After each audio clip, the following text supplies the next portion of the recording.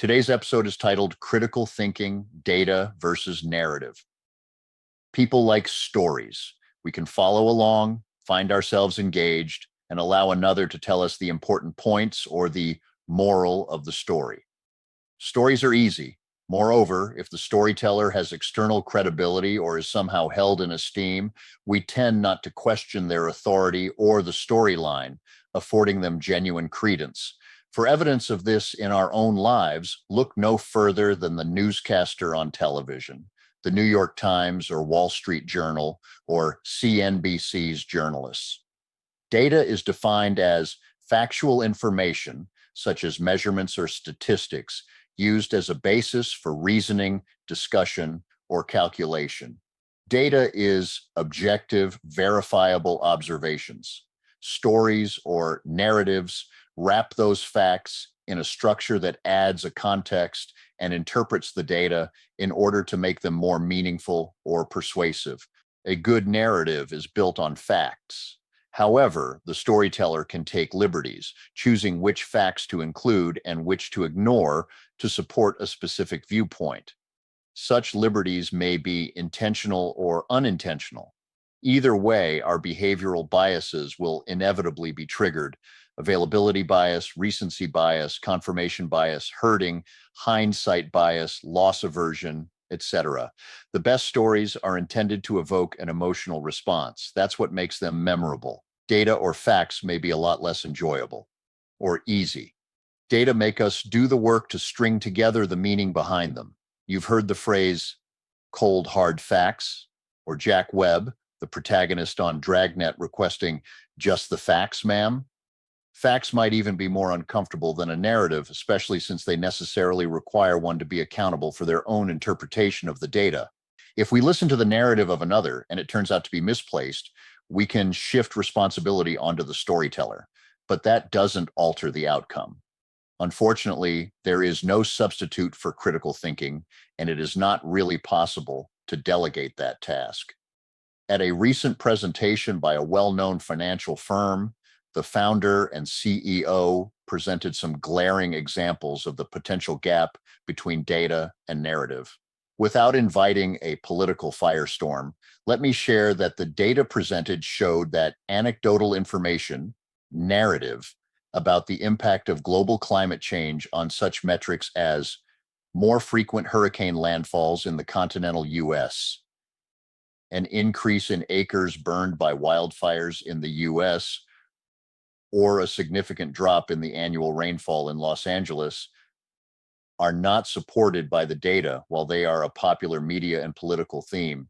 I am not refuting the concept of global climate change, rather simply illustrating that the narrative is more compelling than the data.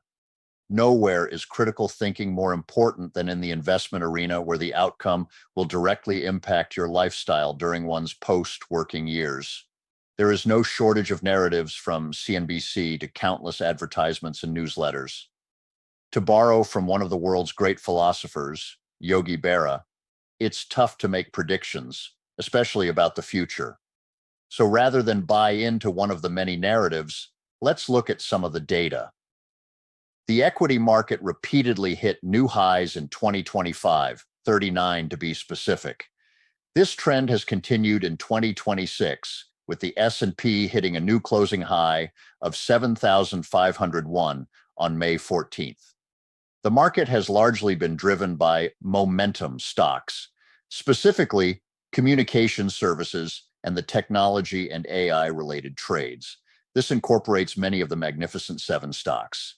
The S&P 500 is heavily concentrated, with the 10 largest market capitalization stocks accounting for nearly 40% of the index weighting. These same 10 stocks have the highest forward price earnings ratio at 31 times. In contrast, the next 40 stocks by market cap have a PE of just 22 times.